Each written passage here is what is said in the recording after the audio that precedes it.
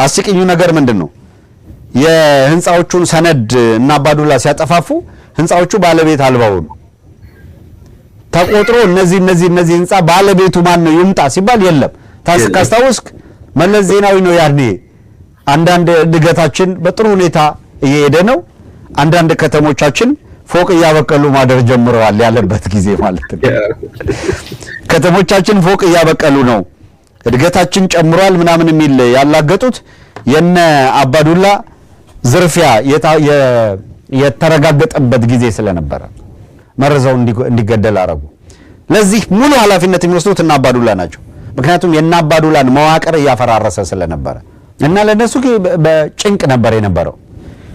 የሆነ ሆኖ ለማ መገርሳ ወደ ስልጣን ሲመጣ ነው አቶ ማነው ወልደ ስላሴ ወልደ ሚካኤል በጣም በተሬት በስጋት ያየው ነገር እያበቃ ነው እንዲል የበለጠ ድምዳሜ ላይ እንዲደርስ ምክንያት ሆኖታል። አሁን የሚካሄደው የኦሮሞ ፖለቲካ አመጽ እና እንቅስቃሴ ያለ በቄሮ በኩል ይደረግ የነበረው ከአማራው በኩል ያለው እንቅስቃሴ ገፋ አድርጎ ካልመጣ ይሄኛው እንቅስቃሴ ቄሮ እንቅስቃሴ የትም ሊሄድ አይችልም። ሲምፕሊ ማኔጅ ይደረጋል whatever።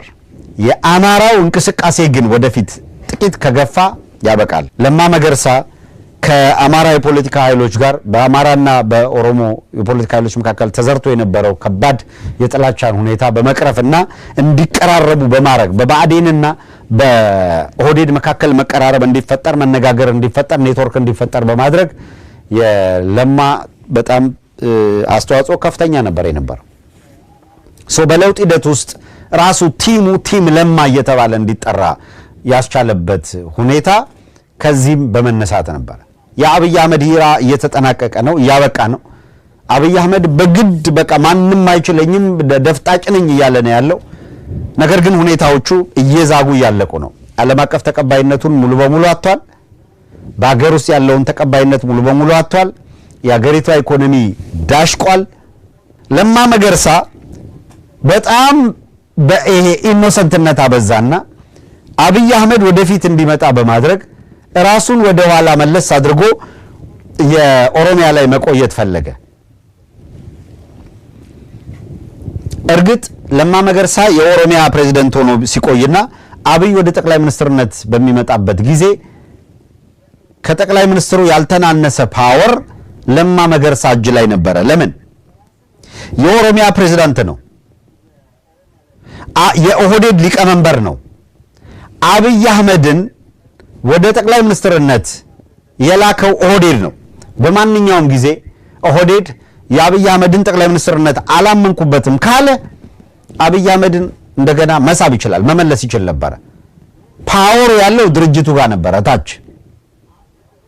የፓርላማ አባላት እጅ ማውጣት እንጂ ጠቅላይ ሚኒስትሩን የሚመርጡት ድርጅቶቹ ናቸው። ኦህዴድ፣ ብአዴን፣ ደህዴን፣ ህወሓት። በተለያየ መንገድ አብይ አህመድ ደህንነት መስሪያ ቤት ውስጥ የሰራ ነው። ሰው ብላክሜል ማድረግ ያውቃል፣ እንዴት ብላክሜል ማድረግ እንዳለበት ያውቃል። ባሪያ ነው ያደረጋቸው። ጀዋር ለኢትዮጵያ ታግሏል አልታገለም፣ ለኢትዮጵያ ይታገላል አይታገለም ብለህ የምትወስነው ኢትዮጵያን በተመለከተ በጀዋር ውስጥ ያለው ኢትዮጵያን የሚያይበት መነጽር ምንድነው? አብይ ኢትዮጵያን የሚያይበት መነጽር ምንድነው? ልዩነት አለ ወይ ነው ጥያቄው። ጀዋር አሁን ባለው ህገ መንግስት ላይ ያለው እምነት፣ አብይ አሁን ባለው ህገ መንግስት ላይ ያለው እምነት፣ ጀዋር አሁን ባለው የፌደራል አወቃቀር ላይ ያለው እምነት፣ አብይ አሁን ባለው የፌደራል አወቃቀር ላይ ያለው እምነት ልዩነት አለው። አብይ አህመድ በአግባቡ ማውራት አልቻለም፣ ወይም ደግሞ አብይ አህመድ ከሚመራት ይልቅ እችን ሀገር እመራታለሁ የሚል ለምን ይሄንን ያስባል ጀዋር ልል አልችልም። ግን ልዩነታቸው ይሄ ነው። ማይነር የስልጣን ጥያቄዎች ካልሆነ ሜጀር የዓላማ ልዩነት በመካከላቸው የለም። የአቶ ለማ መገርሳ ላይ ቀደም ብለን ብንሄድ ደስ ይለኛል። እንግዲህ የኢትዮጵያ ፖለቲካ በርካታዎችን እየወሰደ ይመልሳል።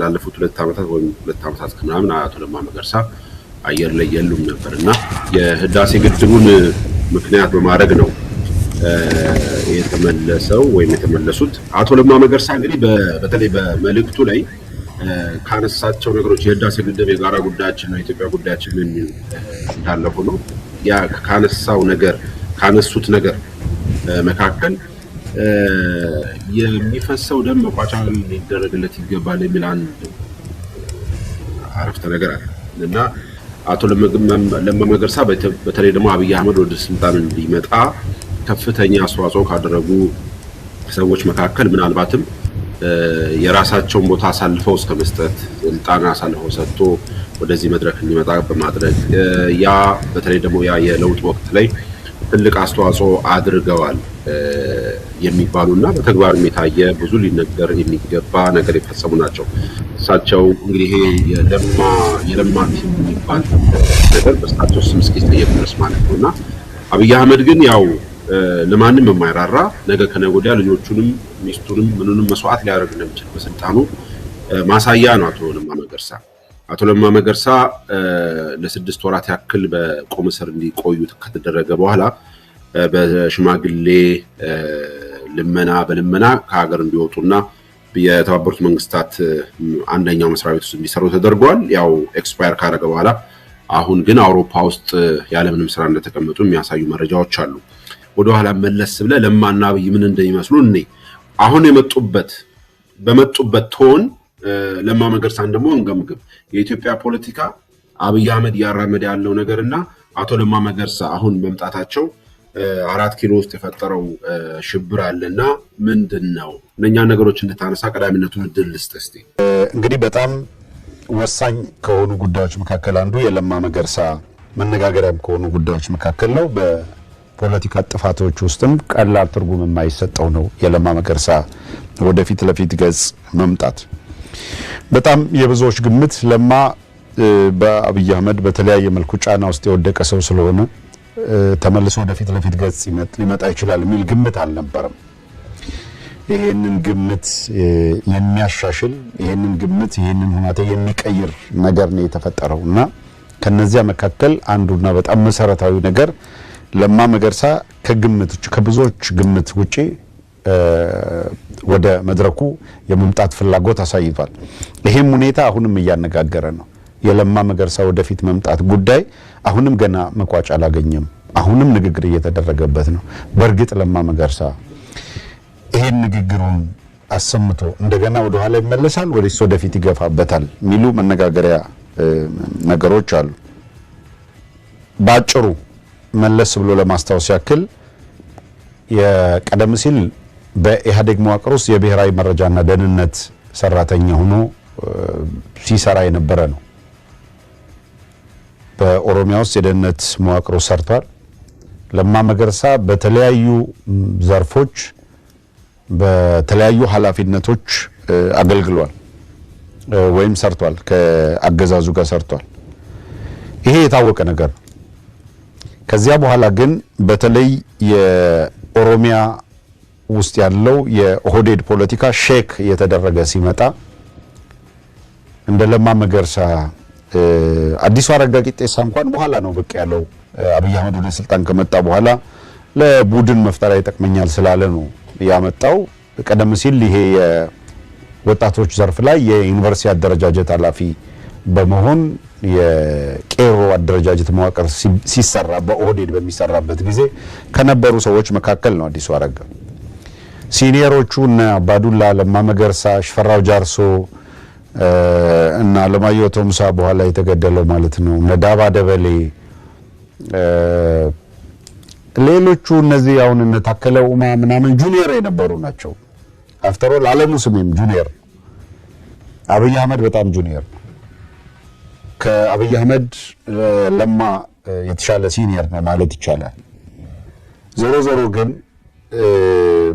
ለማም የራሱ ድርሻ ስለነበረው በኦሮሚያ ያለው ተቀባይነት ስላለ የለማ ወደፊት መምጣት ብዙዎቹ የሚፈልጉት ነበር።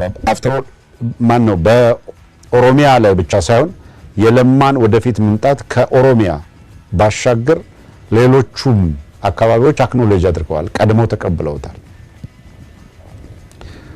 በጣም እጅግ በጣም የሚገርመኝ ነገር ከዚህ በፊት በተለያየ ሁኔታ ስሙን ያነሳሁት ወልደ ስላሴ ወልደ ሚካኤል የሚባለው የብሔራዊ መረጃና ደህንነት የሀገር ውስጥ ደህንነት ኃላፊ በእስር ቤት በነበረበት ጊዜ የተለያዩ ፐርስፔክቲቮች መልከታዎቹን ለመጋራት እድል ነበረኝ ብያለሁ። በመጽሐፌም ላይ ጽፌዋለሁ። ይሄ ሰው ለማ መገርሳ ወደፊት ሲመጣ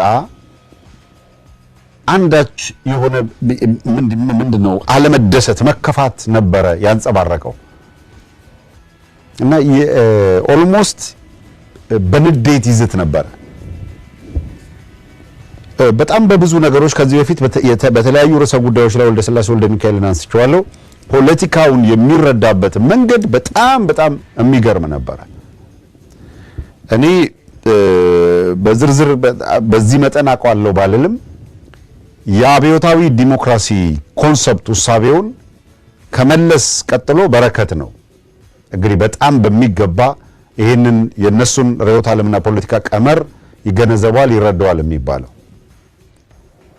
እኔ ፖለቲካውን በመረዳት ረገድ በበረከትና የራሳቸው ኳሊቲ የተለያየ ኳሊቲያቸው እንደተጠበቀ ሆኖ የራሳቸው ድክመት የራሳቸው ጥንካሬ እንደተጠበቀ ሆኖ ወልደ ስላሴ ወልደ ሚካኤል በጣም የፖለቲካል የመረዳት አቅሙ በጣም የሚገርም ነበር። ሁኔታዎቹን የሚረዳበት መንገድ ቀድሞ ፕሬዲክት የማድረግ የመተንበያ አቅሙንም በብዙ መልኩ እገረምበት ነበረ።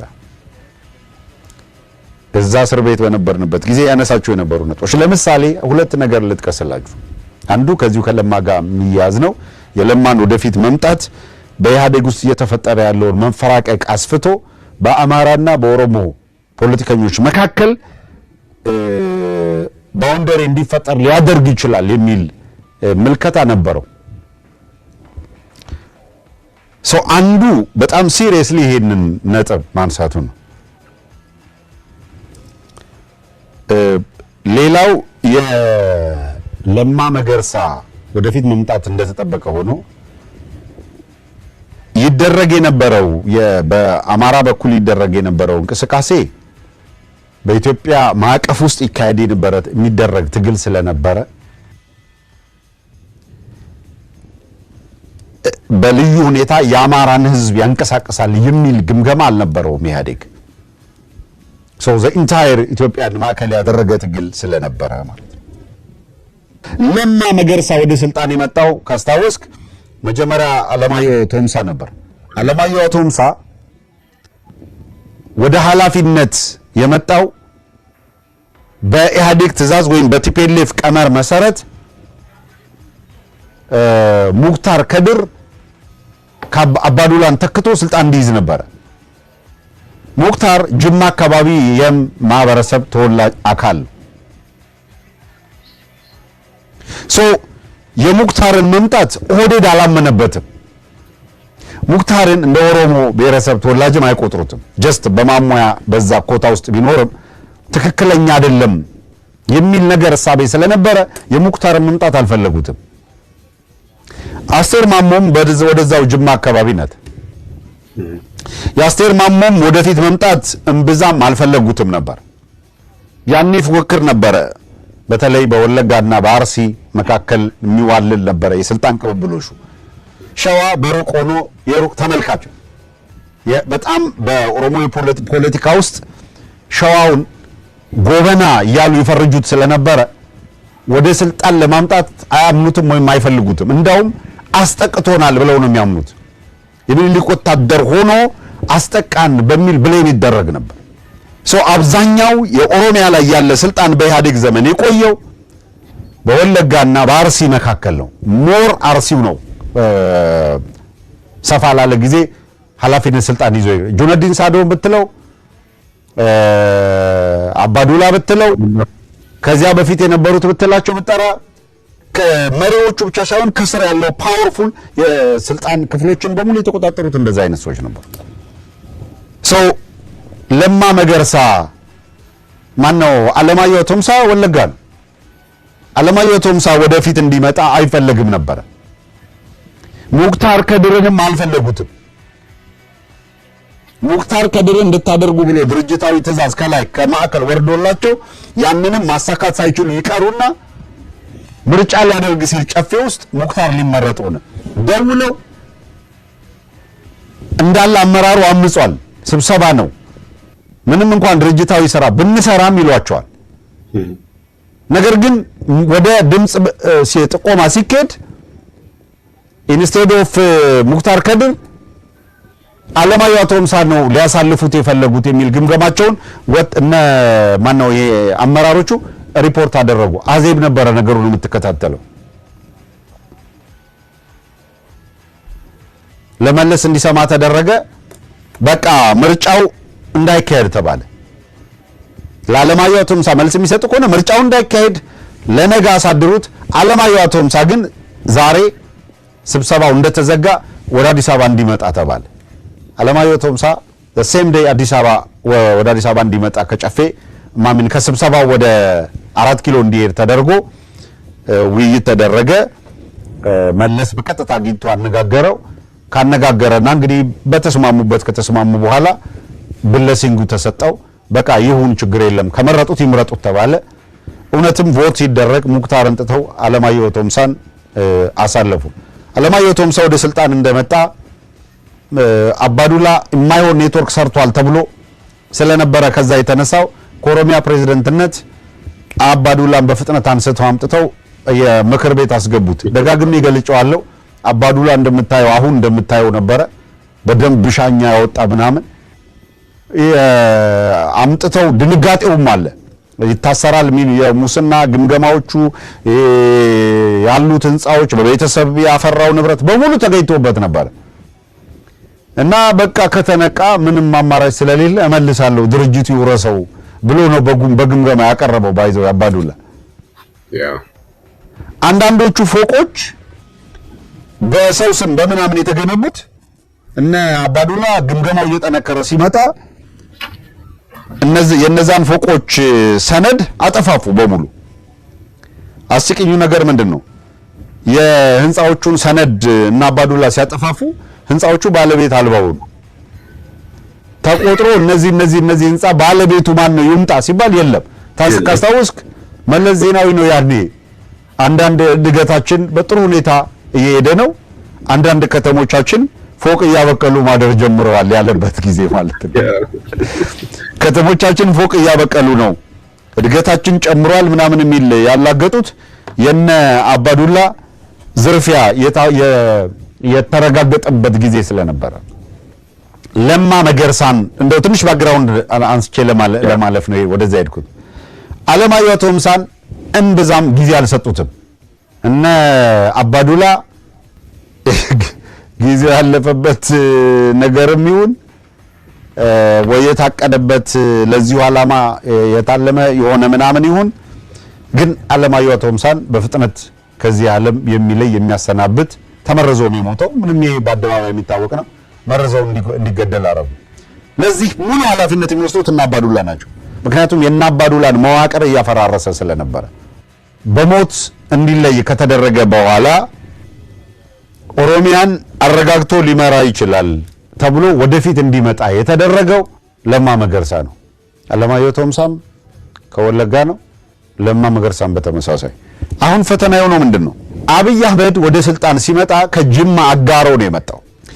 ስለዚህ ከወለጋ የመጣው ለማ ሞር ፓወርፉል ነው፣ ፖለቲካሊ ፓወርፉል ነው። ለምን? ኦነግ የምትለው ኃይል ወይም የኦሮሞ ፖለቲካ ላይ ሰፊ ጊዜ ያለው ምናምን የምትለው የኦነግ ሞር ኤሊቱ ከወለጋ አካባቢ የሚበዛም ስለሆነ ጭምር ማለት እና ለነሱ በጭንቅ ነበር የነበረው።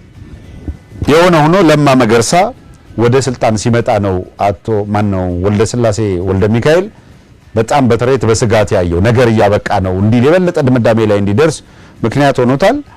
እውነትም ለማ መገርሳ ወደ ስልጣን ከመጣ በኋላ ውስጡን የሚብላላውን የለውጥ ፍላጎት ከህዝቡ ነው ባይዘው እነ ለማ ለውጥ ፈልገው እነኛና ተንቀሳቅሰው አይደል ወይ አብይ አህመድ ወይ ተስፋዬ ጌታቸው ገፊ ምክንያቱ ከህዝብ የሚመጣው አብዮት ነበር።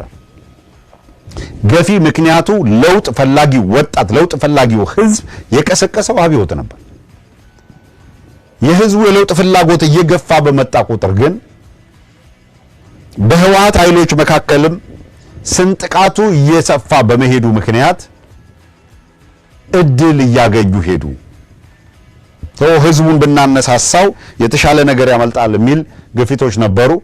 የብሔራዊ መረጃ እና የሀገር ውስጥ ደህንነት ኃላፊ ወልደ ስላሴ አንዱ ትንበያ የእውነት ሰውየው በህይወት አለ ስለምናገረው አሁን የሚካሄደው የኦሮሞ የፖለቲካ አመጽ እና እንቅስቃሴ አለ በቄሮ በኩል ይደረግ የነበረው ከአማራው በኩል ያለው እንቅስቃሴ ገፋ አድርጎ ካልመጣ ይሄኛው እንቅስቃሴ ቄሮ እንቅስቃሴ የትም ሊሄድ አይችልም ሲምፕሊ ማኔጅ ይደረጋል whatever የአማራው እንቅስቃሴ ግን ወደፊት ጥቂት ከገፋ ያበቃል ከዚያ በኋላ ሐምሌ 5 በኮሎኔል ደመቀ ዘውዱ አማራ በኩል ያለው ትግል አንድ ጊዜ እንደ ሰደድ እሳት እንዲስፋፋና እንዲቀጣጠል ምክንያት ሆነ ያ ማለት ጠቅላላ የትግሉ ጀማሪ ነው ያልኩ አይደለም ያለሁት ምክንያቱም ኮሎኔል ደመቀ ያንን ኃላፊነት በሚወስድበት እና እርምጃ በሚወስድበት ጊዜ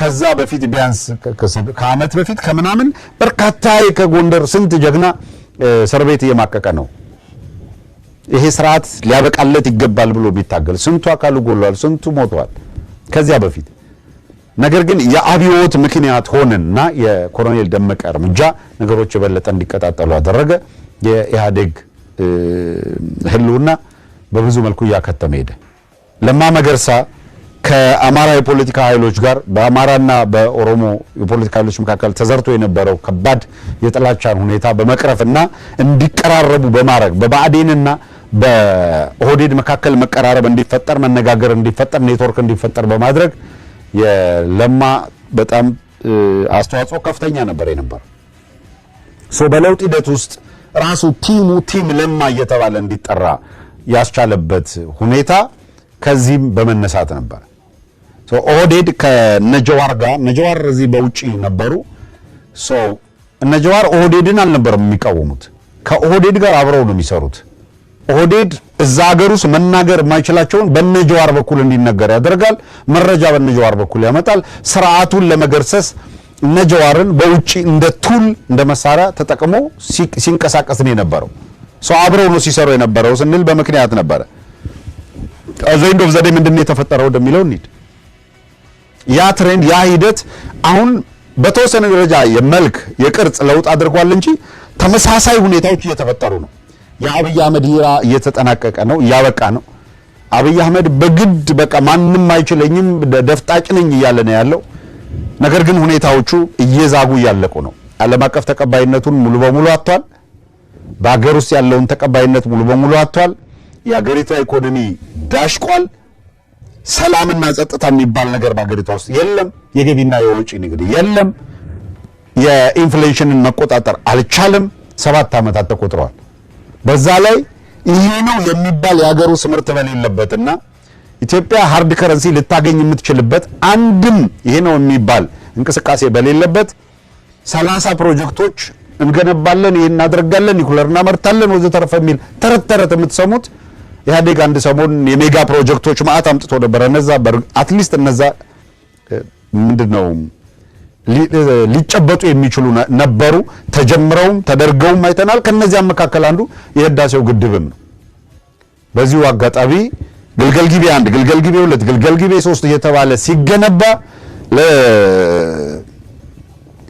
የሳሊኒው መሪ በህዳሴው ግድብ ምርቃት ስነ ስርዓት ላይ በሰጡት ምስክርነት መሰረት መለስ ዜናዊ ግልገል ጊቤ 1 2 የተሰራ በነበረበት ጊዜ አባይ ላይ ቢያንስ ከ6000 ሜጋዋት በላይ የኤሌክትሪክ ኃይል ማመንጨት የሚያስችል ግድብ ያስፈልጋል ብሎ ተናግሯል ነግሮ የነበረ ነው ያለው ሰውየው 2002 ላይ መለስ 2002 ላይ ደግሞ ይሄንን ተናግሮታል 2002 ላይ ግልገል ጊቤ በሚሰራበት ጊዜ የአባይ ላይ የህዳሴ ግድቡን ለመገንባት የዲዛይን ስራ እየተጠና እየተሰራ ነበር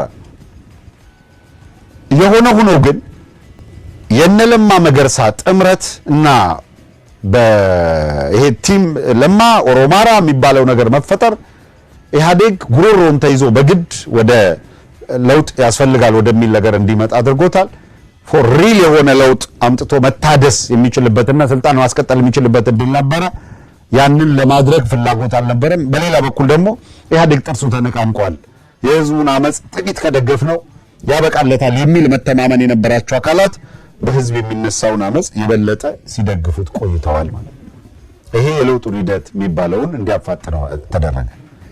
ፕሮብሌሙ ለማ መገርሳ በጣም በኢኖሰንትነት አበዛና አብይ አህመድ ወደፊት እንዲመጣ በማድረግ ራሱን ወደ ኋላ መለስ አድርጎ የኦሮሚያ ላይ መቆየት ፈለገ። እርግጥ ለማ መገርሳ የኦሮሚያ ፕሬዝዳንት ሆኖ ሲቆይና አብይ ወደ ጠቅላይ ሚኒስትርነት በሚመጣበት ጊዜ ከጠቅላይ ሚኒስትሩ ያልተናነሰ ፓወር ለማ መገርሳ እጅ ላይ ነበረ። ለምን? የኦሮሚያ ፕሬዝዳንት ነው። የኦህዴድ ሊቀመንበር ነው። አብይ አህመድን ወደ ጠቅላይ ሚኒስትርነት የላከው ኦህዴድ ነው። በማንኛውም ጊዜ ኦህዴድ የአብይ አህመድን ጠቅላይ ሚኒስትርነት አላመንኩበትም ካለ አብይ አህመድን እንደገና መሳብ ይችላል፣ መመለስ ይችል ነበረ። ፓወር ያለው ድርጅቱ ጋር ነበረ ታች። የፓርላማ አባላት እጅ ማውጣት እንጂ ጠቅላይ ሚኒስትሩን የሚመርጡት ድርጅቶቹ ናቸው። ኦህዴድ፣ ብአዴን፣ ደህዴን፣ ህወሓት። ፓርላማ ያለው የዛ ድርጅት አባል የድርጅቱን ውሳኔ የሚያስከብር የድርጅት አባል ነው። ስለዚህ ድርጅቱ ወስኗል። ለማን ብለዋል። እጅ አውጡ ካላቸው እጅ ያወጣሉ፣ አታውጡ ከተባለ አያወጡ። ውሳኔው ድርጅት ላይ ነው የሚወሰነው። ስለዚህ ለማ ሞር ፓወር ነበረው ማለት ነው። ፈተናው ምንድነው? አብይ አህመድ ዋንስ ወደ ስልጣን ከመጣ በኋላ እነገዱ አንዳርጋቸውን በጥቅምም በሌላም በምንም መንገድ መግዛት ቻለ። እነደመቀ መኮንንን መግዛት ቻለ። አንዳንዶቹ በቀላሉ ብላክሜል እየተደረጉ በባርነት ቀንበሩ ስለመውደቅ አስገዳጅ ሁኔታ ገጠማቸው። በተለያየ መንገድ አብይ አህመድ ደህንነት መስሪያ ቤት ውስጥ የሰራ ነው። ሰው ብላክሜል ማድረግ ያውቃል። እንዴት ብላክሜል ማድረግ እንዳለበት ያውቃል። ባሪያ ነው ያደረጋቸው የተወሰኑትን አካላት። ሌላው በአስተሳሰብ እሱ የተለየ አሳቢ ባይሆንም እንኳን ምን የሚል ቅርጽ አስይዞ ነበረ። በኦሮሚያ በኩል የነጀዋር እንቅስቃሴን ይጠቀምበት ነበረ። እኔ እመለቅ ከሆነ አላሰራም አሉኝ ምናምን ይላቸዋል። ባዴኖችን ሰብስቦ እመለቅ ከሆነ ይሄ አገር ነጀዋር እጅ ላይ ይወድቃል፣ ነገር ያበቃለታል ይላቸዋል። በሁለተኛው ርዕስ ላይ ትመለከቱታላችሁ። ገዱ አንዳርጋቸው ከጀዋር መሐመድ ጋር ቴዲ ሪዮት ላይ ቀርቦ አንድ ቃለ ምልልስ ሲያደርጉ ጀዋርን ምን ይለዋል? ለኢትዮጵያ የሚጨነቅ ጀዋር ማየቴ በጣም ደስ ብሎኛል፣ ትልቅ ለውጥ ነው ይለዋል። ጀዋር ደግሞ አይ ከወንዝ ማዶና ከወንዝ ወዲህ ሆነን ነው እንጂ እኔ ድሮ የምጨነቃለሁ እንኳን ወደኛ እንኳን ደህና መጣህ ይለዋል ገዱን። ጀዋር ደግሞ አሁን በእነዚህ መካከል የምታዩት ነገር ምን መሰላችሁ? ሁለተኛው ላይ የነ ጀዋርና የገዱን ግንኙነት እመጣበታለሁ። ለዚህኛው ማሳያ እንዲሆናችሁ ግን ገዱ ሲምፕሊ እንደ ቶይ እንደ ፓፔት አብይ አህመድ ይጫወትበት የነበረው ይህ ሀገር እነ ጀዋር እጅ ላይ ሊወድቅ ነው ይለው ስለነበረ ያ አብይ ነግረው የነበረው ፊር አሁንም አለው። ከአብይ ጋር ሲጣላና አብይ ያለውን ነገር ወደ አለመስማት ሲሄድ ጀዋር በመሰረታዊ የፖለቲካ እሳቤው ላይ ለውጥ አለ የለውም ምናምን አይደለም ያለው። ከአብይ ጋር ሲጣላ ከጀዋር ጋር መጣመር እንደ ትክክለኛነት ነው የቆጠረው። ፕሪንሲፕል አይደለም። ጀዋር ለኢትዮጵያ ታግሏል አልታገለም፣ ለኢትዮጵያ ይታገላል አይታገልም ብለህ የምትወስነው ኢትዮጵያን በተመለከተ በጀዋር ውስጥ ያለው ኢትዮጵያን የሚያይበት መነጽር ምንድነው? አብይ ኢትዮጵያን የሚያይበት መነጽር ምንድነው? ልዩነት አለ ወይ ነው ጥያቄው። ጀዋር አሁን ባለው ህገ መንግስት ላይ ያለው እምነት፣ አብይ አሁን ባለው ህገ መንግስት ላይ ያለው እምነት፣ ጀዋር አሁን ባለው የፌደራል አወቃቀር ላይ ያለው እምነት፣ አብይ አሁን ባለው የፌደራል አወቃቀር ላይ ያለው እምነት ልዩነት አለው። አብይ አህመድ በአግባቡ መውራት አልቻለም፣ ወይም ደግሞ አብይ አህመድ ከሚመራት ይልቅ እችን ሀገር እመራታለሁ የሚል ለምን ይሄንን ያሰባል ጀዋር ልል አልችልም። ግን ልዩነታቸው ይሄ ነው። ማይነር የስልጣን ጥያቄዎች ካልሆነ ሜጀር የዓላማ ልዩነት በመካከላቸው የለም። ሰው ገዱ አንዳርጋቸው ሲኒየር ፖለቲከኛ ነኝ የሚል ሰው ነው። ጀዋርን ለኢትዮጵያ የሚጨነቅ ነው የሚጨነቅ ጀዋር ተፈጠረ ለማለት ያበቃህ ምንድነው ብለህ ብትጠይቀው ኢትዮጵያን ከአብይ እናስጥልና እናድናት የሚል ንግግር በማድረጉ ነው። ይህንን በጣም በተደጋጋሚ ጊዜ ጀዋር ብሎት ያውቃል። እንደ መድረኩ አስፈላጊነት አሁን ከገዱ አንዳርጋቸው ጋር አብሮ ሲሆን ያ ከገዱ ጋር አብሮ የሚሆንበት መድረክ የሚፈልገው ምንድነው ብሎ ጀዋር ለዛ መድረክ የሚፈልገው ነው የሚያወራው። ከአንድ ወር በኋላ ከሁለት ወር በኋላ ሌላ ኢንቫይሮንመንት ቢፈጠር የቆምኩበት ፕሪንሲፕል ይሄ ነው አይደለም የሚለው ጀዋር። ከዛ ደግሞ ያ መድረክ የሚፈልገውን ሆኖ ይገኛል ጀዋር። ገዱ አንዳርጋቸው ቀበቶ ፈቶ ሱሪውን በእጁ ይዞ ሲኳትን ታዩታላችሁ ማለት ነው። ሁሌ ወገብ አልባ ይሆናል ማለት ነው። this is a problem። መርህ ቢባል የላቸውም ነው አንድ። ሁለተኛው ራሱ ገዱ አንዳርጋቸውን የወሰዳቸው እንደሆነ አሁን ያለው የኢትዮጵያ ውስጥ አለ የሚባለው ህገ መንግስት በአማራ ህዝብ ላይ ያመጣውን መሰረታዊ አደጋ ተረድተዋል ወይ ብትሉት ህገ መንግስቱ ምን አደረገ ሊል እንደሚችል አልጠራጠርም። ገዱ አሁን ያለው የፌደራል አወቃቀር አልፋና ኦሜጋ ነው ተብሎ ይታመናል ብትሉት በሱ ችግር የለብኝም እንደሚል አልጠራጠርም። በመሰረቱ የአማራ ህዝብ ጥያቄ ያነሳባቸው ቁልፍ ጉዳዮች በገዱ ዘንድ ቫልዩ የላቸውም። ቢኖራቸው ለነዛ ቫልዩ ይሰራ ነበር። አንድም ቀን ለነዛ ቫልዩዎች አልሰራም ነው ጥያቄ። አልሰራም። አሁንም የመስራት ፍላጎት የለውም። ቢኖረው ኑሮ 1 2 3 4 ብሎ የአማራ ህዝብ መሰረታዊ ጥያቄዎች እነዚህ ናቸው ብሎ ይታገልላቸው ነበር ነው። ለማ መገርሳ ከገዱን አፈርፍሮ ይበላዋል ልል የምችልበት መሰረታዊ ምክንያት የራሱ ችግር እንዳለበት ሆኖ ቢያንስ መሰረታዊ የሚባሉ የኦሮሞ ህዝብ ጥያቄዎች ናቸው ብሎ የሚያምንባቸውን ኪ ጉዳዮች ሁልጊዜም አይጠላቸውም። ሁልጊዜም ለማ መገርሳ እጅ ላይ ያሉ ከሌላው ጋር አላያንስ የመፍጠርና አብሮ የመስራት ፍላጎት ደግሞ አለ። ገዱን አፈርፍሮ ለማ አፈርፍሮ ይበላዋል ያልኳችሁ በምክንያት ስለሆነ እሱን ላስረዳ። አብይ አህመድ ብልጽግና የሚባል ድርጅት ለመፍጠር ሲንቀሳቀስ ብልጽግና የሚባለውን ድርጅት የሚፈጥረው ኦሮሚያ ላይ ያለውን የፓወር ክምችት ኦህዴድ የሚባል ድርጅት ጋር ያለውን ፓወር ክምችት ወደ ፌደራሉ ነጥቆ አምጥቶ ለማንና ሌሎቹን አካላት ኢሬሌቫንት ለማድረግ እንዳሰበ ለማ ገብቶታል።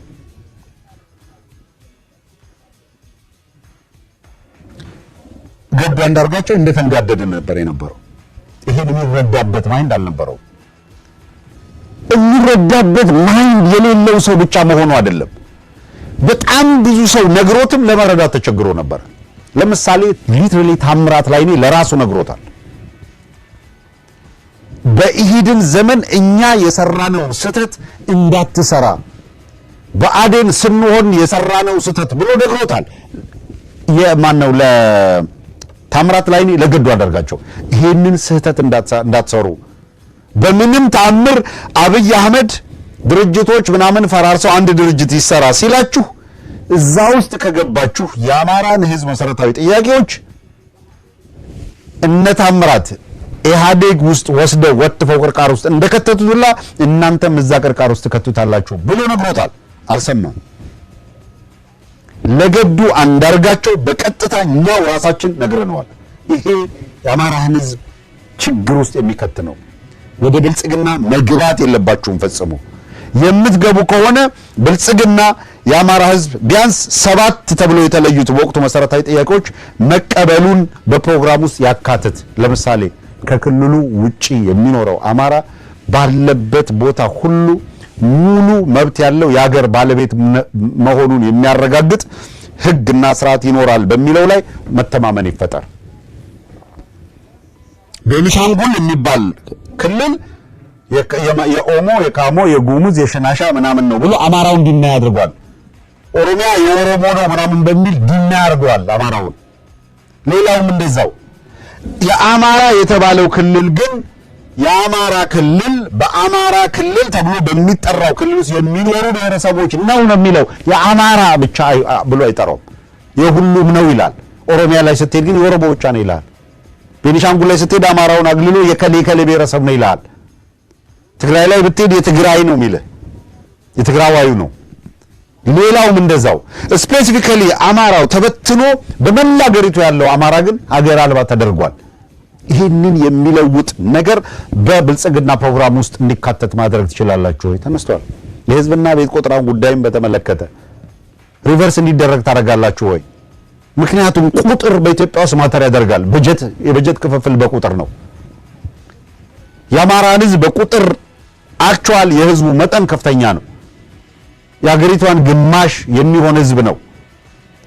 በቁጥር ግን አሳንሰውታል። ይሄ ጄኖሳይድ ነው። እንደውም አንዳንድ ምሁራን ኒውሜሪካል ጄኖሳይድ እያሉ ሁላ የራሳቸው ትርጉም ሰጥተው ሲያብራሩ ቆይተዋል። በቁጥር አንድን እንዲጠፋ ማድረግ የሚል ሌጋሊ ዓለም አቀፍ ትርጓሜው በጄኖሳይድ ማዕቀፍ ውስጥ ኒውሜሪካል ጄኖሳይድ የሚል እሳቤ አላውቅም። ግን አንዳንዶች ኮንሰፕቱን አምጥተው ኢንተርቴን አድርገውታል ሚዲያው ላይ። በምንም መልኩ ይሄንን ማድረግ ነበረባቸው፣ አላደረጉም። ዛሬስ እያንዳንዱ አሊያንስ በፈጠሩ ቁጥር አይከሌ እኮ ሲናገር በደንብ ስለ ኢትዮጵያ ተቆርቋሪ ይመስላል። አብይ ለኢትዮጵያ ጀዋር አሁን ከሚለው በብዙ ሺህ እጥፍ ስንኖር ኢትዮጵያዊ ስንሞት ኢትዮጵያ የሚል ለኢትዮጵያ እንቅልፍ የሚያጣ ምናምን የሚያለቅስ ሆኖ ቀርቦ ገዱ አንዳርጋቸው ስለሚመራው ህዝብ ደንታቢስ ሆኖ በአብይ አህመድ ንግግር ምልል ብሎ ነግሎ የአማራን ህዝብ አስበላ። አሁን ደግሞ በጀዋር ንግግር መነሁለሉን ሊያሳየን ሚዲያ ላይ ወጣ። ነሆለለ። የመነሁለል መብቱ የተጠበቀ ነው። ግን ድጋሚ በአማራ ህዝብ ስም ደግሞ ስህተት እንዲሰራ አይፈቀድለትም።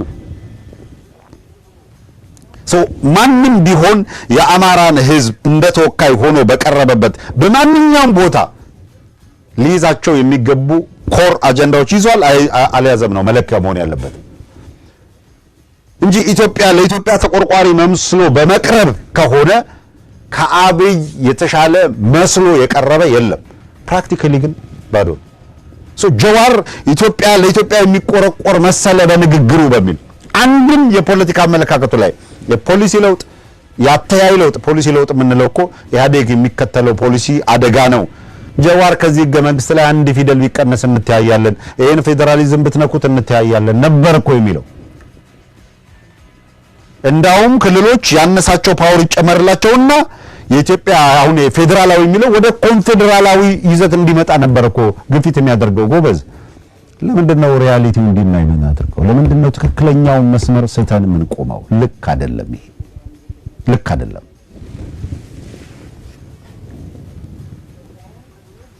ስለዚህ በመሰረቱ ያልተለወጡ ሰዎች የስልጣን ግብግብ በያዙ ቁጥር የአማራ ተወካይ ነኝ እያሉ አማራን ከሌላው ጋር ቦክስ መቅጠሚያ ጓንት ሊያረጉት አይገባም። ሌላ ጓንት ፈልገህ ግጠም ገዱ ከፈለክ። የአማራን ህዝብ ጓንት አድርገህ ግን አንተ እድሜ ልክ በዝረራ የምትሸነፍበት የፖለቲካ መድረክ ላይ የአማራ ህዝብ ያንተ መጋጠሚያ ጓንት ሊሆን ግን አይችልም። should be clear። ይሄን በተመለከተ ከዚህ የዘለለ ነገር ካለው ገዱ በግልጽ መምጣት አለበት በአደባባይ። ይሄ ጥያቄዎች ከማይቀበሉ አካላት ጋር አላይ ላደርግ አልችልም ብለህ ተናገር እስቲ። ከዛ በነጋታው ገዱ ማነው ጀዋር ካንተ ጋር አይቆም እንጂ ገዱ ምንድነው እጅ ስሞ አሳልፎ ግጫውን የሰጠ ወልቃይት አንሷቸዋል፣ ራያ አንሷቸዋል፣ ግጫውን ልጨምርላችሁ ብሎ ለአባይ ወልዱ በሽልማት የሰጠ ሰውዬ አሁን የአማራ ህዝብ ተወካይ ሆኖ ወደ ፊት ለፊት ቢመጣ ሊደሰቱበት ይችላሉ። ምክንያቱም ችግር የለም ግማሹን ደግሞ ከጎንደር እንጨምርላችሁ፣ ለምን ዳባተን አትወስዱትም ነው የሚለው ገዱ። ነገር ራያማ አይበቃም፣ ለምን አላዋ ምላሽ የምትሉት ጋር አትመጡም ወደሚል ለሚሄደው ገዱ ማለት ያ ነው። ከዛ መላቀቁን የሚያሳይ አንድ ምልክት የለም። ይሄው ነገርኩ እኮ አብይ ኢትዮጵያ በሚል ቃላት አማለለኝ ብሎ ከህዝብ ጋር ማሎ ነሁልሎ ፖለቲካውን ቀውስ ውስጥ እንደከተተ ሁላ አሁን ዛሬ ደግሞ መጥቶ በሚዲያ ጀዋር ለኢትዮጵያ ቆረቆራለሁ የሚልበት ዘመን ተፈጠረ ምናምን እያለ ፖለቲካ ቃለው ብሎ ለማጸደቅ ይሞክራል።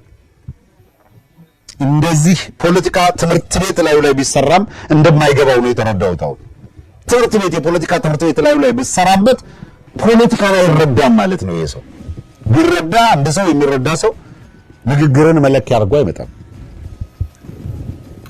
ኦኬ አብይ ምን አደረገ ወደሚለው ልምጣ። እንደነዚህ አይነት እቃቃ መጫወቻዎችን ይዞ ነው በህዝብ ላይ የቀለደው። በነገራችን ላይ አሁን ሁኔታውን አየና አብይ የብልጽግና የሚባል ድርጅትን መሰረታለን ሲል ፓወሩን አሁን ኮንሶሊዴት ሊያደርግ ነው። ፓወር ከታች እየበተነ ሊሰበስበው ነው እሱ ወደ ላይ። ኦሮሚያ ላይ ያለውን ኃይል ብልጽግና ፒፒ ብሎ እሱ ፈላጭ ቆራጭ የሚሆንበትን ድርጅት ወደ መመስረት ሲሸጋገር ለማ ነው አለ። ፕሪማቹር ነው አለ። አንድ አይነት ፍላጎት ላይ መድረሳችን ሳይረጋገጥ ወደ አንድ ድርጅት ብንመጣ አንድ እርምጃ ፈቀቅ ማለት አንችልም ማለት። የኦሮሞ ሕዝብ መሰረታዊ ጥያቄዎች የሚባሉ አሉ፣ የአማራ ሕዝብ መሰረታዊ ጥያቄዎች የሚባሉ አሉ። እነዚህም ባለንበት ሆነን መጀመሪያ ጥያቄዎቹ ላይ ተነጋግረን ተግባብተን የጋራ አቋም ከያዝን በኋላ የጋራ ድርጅት እንመሰረታለን፣ አንድ ድርጅት እንመሰረታለን። እስከዚያው ድረስ ግን እነዚህ ጥያቄዎች እስኪፈቱ ባለንበት እንቆያለን። አብይ የተጣደፈው ደግሞ ነገ ብድግ ብለው አንስተናል እንዳይሉት እሱ ኃይል የማሰባሰቢያ እንቅስቃሴ ውስጥ ነው የነበረው። ምን አደረገ? ለማን በወለጋነቱ ኮርነር አደረገና ከሸዋ ጀልዱ ያሉትን ይሄ ሸዋ አካባቢ በተለይ ከወለጋው ጋር በቅራኔ ይቆማል ተብሎ የሚታሰበውን አካል ሰበሰበ። የጀልዱን ስብስብ እነ ታከለ ኡማን አመጣ፣ እነ አዳነች አቤቤን አመጣ፣ እነ ማነው ብርሃኑ ጁላን አመጣ። በሸዋ አካባቢ ያለ ኃይል እነ ዳባ ደበሌን አመጣ እና ለሙስሜን ሁሉን ያዘና ለማ ጥቂት የወለጋ ደጋፊዎችን ብቻ ይዞ ኮርነር ላይ እንዲቆም አደረገው።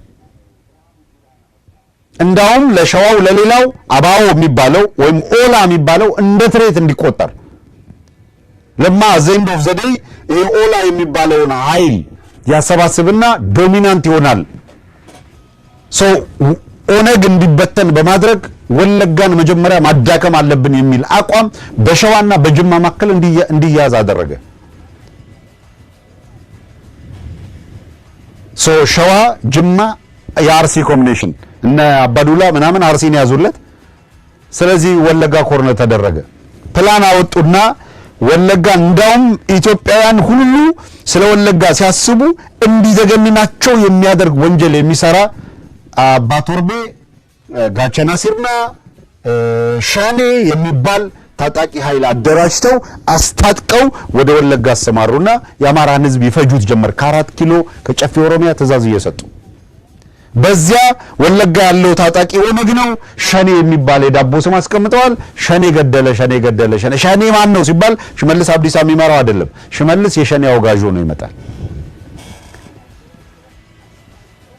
አግተው ይሰውሩብህና ጠፋ ብለው አብረው ፍለጋ ይወጣሉ። ገለው ይጥሉና ጠፍቷል ብለው አብረው ፍለጋ ይወጣሉ። ይሄ ነው ፖለቲካቸው። ሌላው ይሄንን ነቅቷል አልነቃም ሌላ ነገር ነው። ኔክስት ስቴፕ ለማ መገርሳን ኮርነር ካደረገ በኋላ ድርጅት ወደ መመስረት ሲሄድ እነገዱ አንዳርጋቸው ከረባታቸውን አስተካክለው በአብይ አህመድ ምንጣፍ ላይ ሰተት ብለው ገቡ ወደ ወጥመዱ። ብልጽግና የሚባል ተመሰረተ። ገዱ ከጫውታ ማነው ለማ መገርሳ አሁን አቅም ተቀማ። ለማ ኖ ብሎ ማስቀረት አልቻለም ድርጅቱ እንዳይመሰረት። ለምን? አብይ አህመድ ይኸውልህ ሸዋን ያዘ፣ አሳመጸበት። አርሲን አሳመጸበት። ምን በሚል እሱ ወለጋ ስለሆነ ነው፣ ከኦነግ ጋር ይሰራል፣ ከነ ጃልማሮ ጋር ይገናኛል ወዘተረፈ እያለ አሳመጸበት ለማ ላይ። ወለጋ እንደገና ሊገዛን ነው እያለ ለማ ላይ አሳመጸበት። ለማ አቅሙ ተዳከመ። እነ ጀዋርም ያን ጊዜ ለማን ማገዝ አልቻሉም። አሁን የገባቸው ያን ጊዜ አብይ አህመድ እዚህ የኃይል ማሰባሰብ ኮንሶሊዴት ፓወር ኮንሶሊዴት እያደረገ እየሰራ ለነጀዋርም ነፍጠኛውን በቃ እንዲህ ያደረኩት ነው እየበታተንኩት ነው ምናምን ይላቸዋል። ስብሰባ ይጠራቸዋል። አንድ ሆኑ እንደዚህ ሆኑ ይሄን እያደረግን ነው ይላቸዋል። ደስ ብሏቸው አዲስ አበባ ከኛ ተብሏል ተፈርሟል ምናምን ብሏል ይላቸዋል። ፓወር ኮንሶሊዴት እያደረገ ነው። አልተረዱትም። ለማ በመረዳት ረገድ የአብይን አካሄድ ገብቶታል፣ ተረድቷል። ገዱ አንዳርጋቸው ብሩክ እዚህ አሜሪካ መጥቶ አሜሪካ ነበረ ውጭ ጉዳይ ሚኒስትር ሆኖ ሲሾም እኔ እሱም ብሆን ያን ጊዜ ነው መቀር ከሆነ አሜሪካ ያን ጊዜ አልመለስም። እሱም ብሆን ኪሳራ የዘመን ኪሳራ ነው እንጂ ሰውየው እዚህ መጥቶ አሜሪካ ተቀምጦ ምን ብሎ ነበር የነገረው መሰለ? አንተ መከላከያ ሚኒስትር ትሆናለህ ብሎ ነው የነገረው። ገዱ ለማ ውጭ ጉዳይ ሚኒስትር ይሆናል የተባለው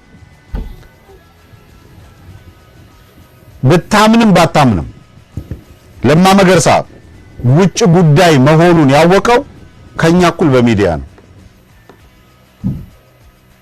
በሚዲያ ነው ውጭ ጉዳይ እሱ የሚጠብቀው ሲነበብ ገዱ አንዳርጋቸው የመከላከያ ሚኒስትር ብሎ ሲጠብቅ ገዱ አንዳርጋቸው ውጭ ጉዳይ ሚኒስትር አለው።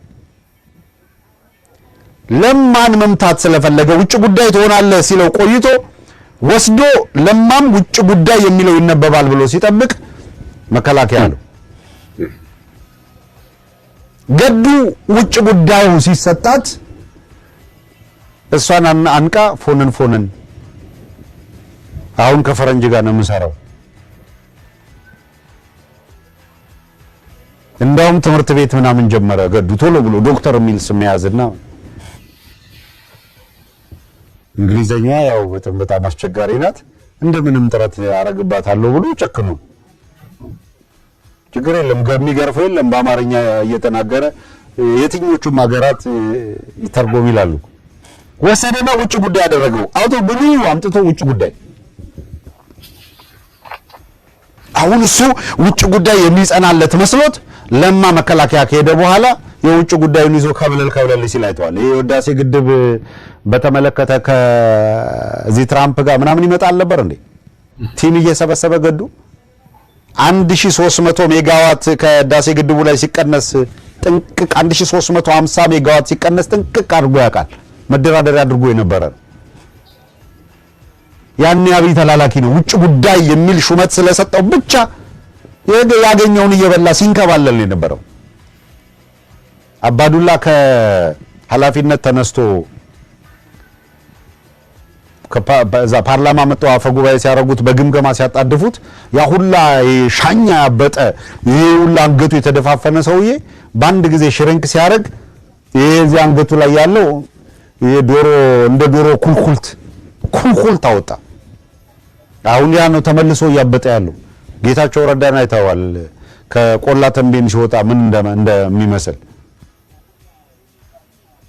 መንገድ ላይ በታገኘው አቡሽ አይዞ አታልቅስ ብለ ዳቦ ሰጥተው የምታልፍ መንደር ላይ የሚያለቅስ ልጅ ምናምን ነው የሚመስለው። ጥብስብስ ብሎ እንዳይመስል አብይ ሲያላግጥበት ይሄንን ፊት ይዞ መሪ እንዴት ይኮናል ምናምን ሲለው የነበረ አዲስ አበባ ወስዶ 2 ወር ቮድካ የሚፈልገው ቮድካ እየሰጠ ጫትና ቮድካውን የሚቀማምሰው ነገር ምናምን ሲሰጠው ጌቾ 2 ወር አልፈጀበትም እኮ መልሶ ድቡል ለማለት የጎደለውና ያሟላለት።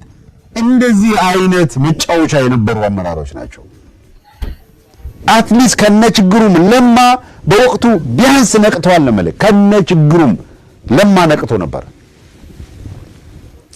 የብልጽግና መመስረት ላይ ለ6 ወራት ቀደም እንዳልከው የቁም እስረኛ ሆነ ለማ ለ6 ወራት ተመልከት። በህዝብ ፊት አምጥቶ ለማና እሱ ተጣልታቸዋል ይባላል ምናምን ወዘተረፈ ይል ነበረ።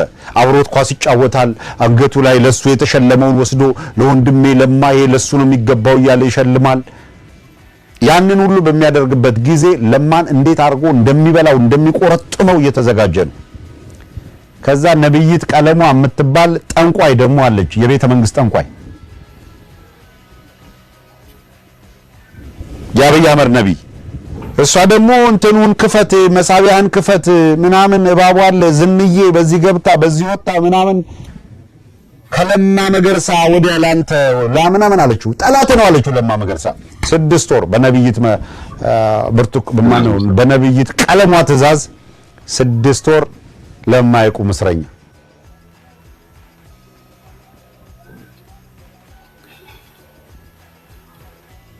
ለማ መገርሳ የጌታ ሰው ቢል ምናምን ቢል የሚሰማው ጠፋ። ከ6 ወር ምናምን በኋላ ሽማግሌዎች ገብተው እንደው ነገሩን ያልሆነ አቅጣጫ እንዳይያዝ አይነካካብም ስልጣንን በቃ ሰርቶ ይኑር ይውጣ ምናምን ብለው ለመኑት። ደብዳቤ ጽፎ ፋው እንዲቀጠር አደረገ። ለማም ትቶ ጣሊያን ገባ። እዛ ከሆነ በኋላ ከሌሎች አካላት ጋር እየተገናኘ ነው ያሳመጸብ ነው ሲባል ደግሞ እነ ደመላሽ ወልደ ሚካኤል ፌደራል ፖሊሶችን ምናምን ኮሙኒኬት አደረገና ለማ መገርሳ ከጣሊያን ተይዞ ወደ ሀገር ቤት ታስሮ እንዲሄድ ለማድረግ ለማን ለማሳፈን ደግሞ የተለያየ ሙከራ ተደረገ። ያም አልተሳካም። ካሳኩ ያሳኩት ለማ ቤተሰቦቹ አሜሪካ ነው ያሉት። ወዲህ ወደ አሜሪካ እንዳይመጣ ሁኔታዎች እንዲዘጋጉ ማድረግ ነው የተሳካለት አብይ አህመድ። ለጊዜውም ቢሆን ያተሳክቶለታል። ኢን ፊውቸር ላይ ምን ይሆናል ምናየው ይሆናል። ከዚያ በኋላ ለማ ከሁሉ ነገር ራሱን ቆጥቦና አጥፍቶ ነው የቆየው። በተለያየ መልኩ ሰዎች ፍላጎታቸውን ለማ ብሏል እያሉ ነበር የሚጽፉት የሚያወጡት። በፍጹም አሁን ግን የህዳሴ ግድቡ ተመረቀ ሲባል ያንን ምክንያት አድርጎ ለማ ሊናገር ወጣ። እናም ሁለት መሰረታዊ ነገር ተናገረ ለማ። አንድ አብይ አህመድ የህዳሴውን ግድብ በተመለከተ የኢትዮጵያ ህዝብ ኢምንት ነው ሚናው ነበር ያለው። ኢምንት ነው፣ ደጋግመን በቪዲዮ አሰምተናቸዋል። የኢትዮጵያ ህዝብ ተሳትፎ ኢምንት ነው። ከ10% በላይ አላዋጣችሁም። የኢትዮጵያ ህዝብ ስለ ግድቡ አያገባችሁም። እና የማን ነው ስትለው ግድቡ የአብይ አህመድ ነው። መለስም አያገባውም አለ። 1 ዓመት ሳይሞላው ሞቷል አለ። ኢንጂነር ስመኘውንም አያገባውም አለ። ማን ነው የሚያገባው ሲባል እያለቀሰ በዚህ ጋር እንባው ኮለል እንዲል አድርጎ ፎቶ አስነስቶ ሰው ካሜራማን ቀጥሮ ያለቅሳል። አንተ የአንድ ሀገር መሪውን ካሜራማን ቀጥሮ ታለቅሳለህ? ፎቶ የሚሹት የሚያነሳው ሰውዬ ስማ፣ ለካሜራ የሚያስፈልገው ላይት ምናምን እኮ ተዘጋጅቶ ካሜራማኑ ሹት እያደረገ ነው። ልክ ካሜራማኑ ባላየ እንደዚህ አንገቱን ወደ ላይ ምናምን እያየ በዚህ ጋር እንባ ምናምን ነው። ሜካፒስቱን አለማድነቅ አይቻልም። ጥሩ ሰርቶለታል። የሆነ ሆኖ እንደዚህ አይነት ድራማ ሸቃይ ድራማ ሰርቶ የህዳሴ ግድብ ማለት አብይ አህመድ ነው የሚል መልእክት ለማስተላለፍ ነው የሞከረው።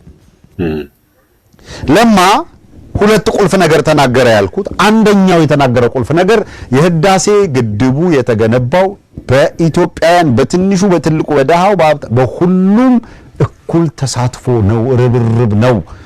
ኢትዮጵያውያን የአንድነት ምልክት አላቸው ከተባለ አንዱ ይህ የህዳሴው ግድብ ነው መሆን ያለበት።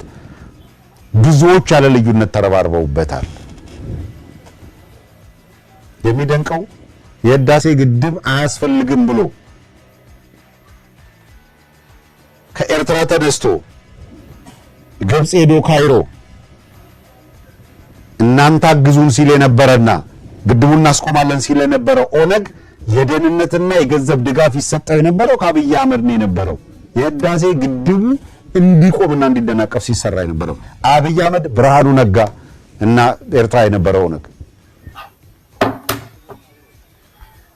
ያንን ሲሰራ የነበረ ሰውዬ አሁን የግድቡ ምናምን እያለቀሰ ምናምን ያለ ጻጻተ ነው። በቃ ደበረው። ያን ጊዜ ከካይሮ ጋር ዲል ያደረግ የነበረው በድብቅ ኢንሳው ነው። ትሪዝን በአገር ላይ ክደት ሲፈጽም የነበረው ደብሮት ነው። ሳላፈርሰው ነው እንጂ ሳላስፈርሰው በቃ እንደፈለኩት ሳይሆን ቀረ። የገባሁትን ቃል ወላሂ ብዬ ቀበሎ ነው ለአልሲሲ ወላሂ ብሎ የገባው ቃል ባለመጠበቁ እሱ ያስኬዳል። ለቅሶ እሱ ከሆነ የሆነ ሆኖ ግን ብሩክ አሁን ለማን ወጣና የህዳሴው ግድብ በኢትዮጵያውያን ጥረት የተገነባ ነው የሚለውን አስቀመጠ። እንኳን ደስ አላችሁ አለ።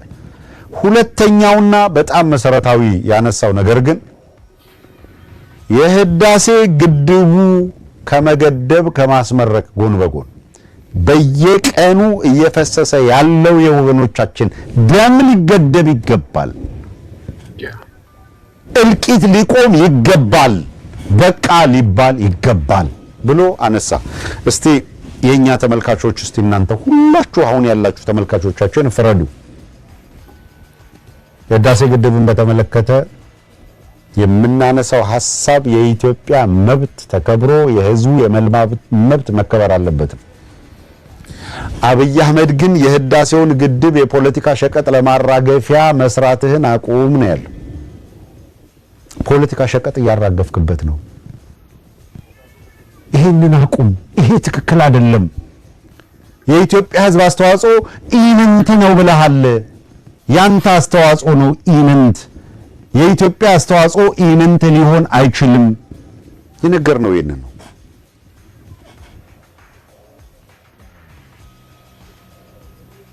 ለማይንን የደገመው ከዛ ቀጥለን ያለው የኢትዮጵያ ህዝብ ደም እየፈሰሰ ነው። የህዳሴ ግድብ ያስፈልገናል። ትክክል ነው። ደሙ እንደ ጅረት የሚፈሰው የኢትዮጵያ ህዝብ ደሙ መፍሰሱ ይቁም።